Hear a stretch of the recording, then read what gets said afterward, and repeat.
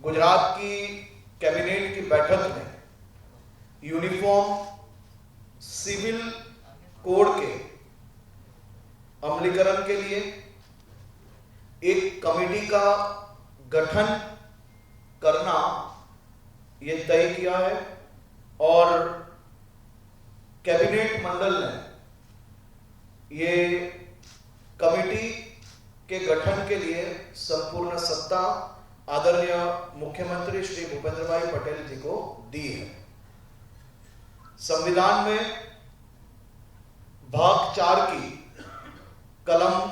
44 में हर एक राज्य अपने राज्य में हर एक नागरिक को सम्मान, हर एक नागरिक का कानून एक समान हो, उसकी खास करके जो जुगवाई है उसके अंतर्गत आज गुजरात कैबिनेट मंडल ने ये महत्वपूर्ण निर्णय लिया है। भारतीय जनता पार्टी और खास करके देश के सभी नागरिकों को कहीं ना कहीं यूनिफॉर्म सिविल कोड की अलग अलग मांग हर जगह से आई और गुजरात सरकार ने आज मुख्यमंत्री श्री के अध्यक्षता में यह महत्वपूर्ण निर्णय लिया है। ये पूरे विषय में आज हम सबको जानकारी देने के लिए केंद्रीय सीनियर मंत्री और भारतीय जनता पार्टी गुजरात के सीनियर नेता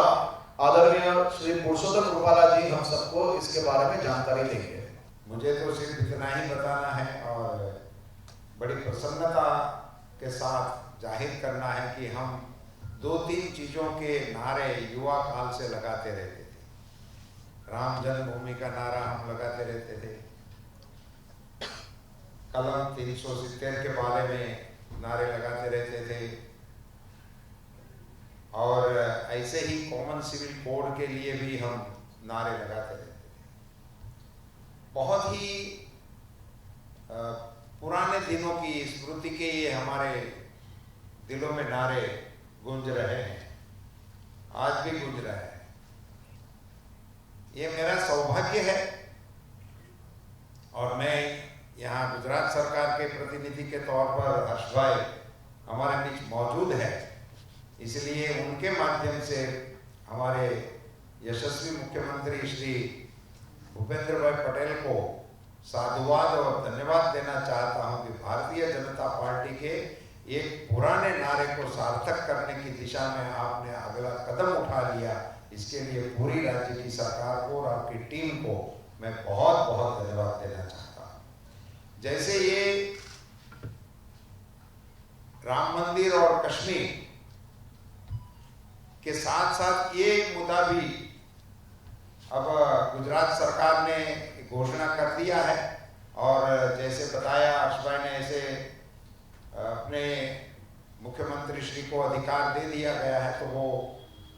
कमेटी का गठन जल्द ही कर देंगे और कमेटी के रिपोर्ट के आधार पर इस कानून को हमारे राज्य में लागू करने का रास्ता खुल जाएगा।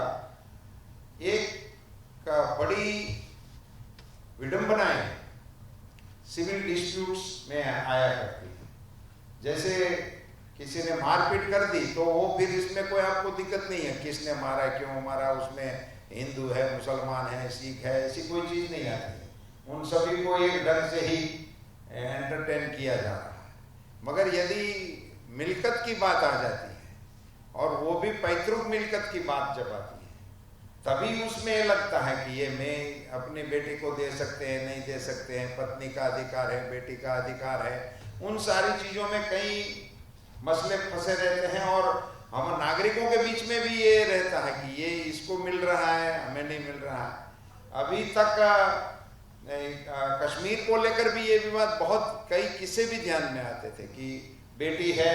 वहाँ और कहीं पे इनकी शादी हो गई है तो फिर इनको अधिकार नहीं मिलता है। इन सारी चीजों को लेकर कई चीजें मसले चल रहे हैं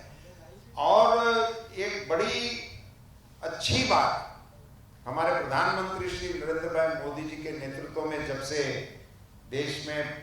सरकार का चलना शुरू हुआ तभी से एक नारा बहुत जोरों से आगे बढ़ रहा है, एक भारत श्रेष्ठ भारत। और उसी नारे को मजबूत करने के लिए जब जीएसटी आया था तब भी ये पहली बार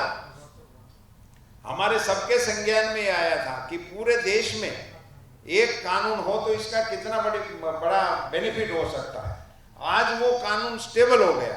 और कानून के चलते सभी देशवासियों में, सभी राज्यों में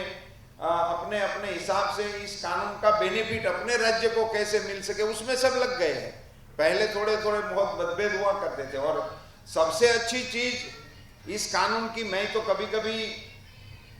सबके बीच में बताना और चुनावी बातों में भी उसको शामिल करके बता रहा हूं कि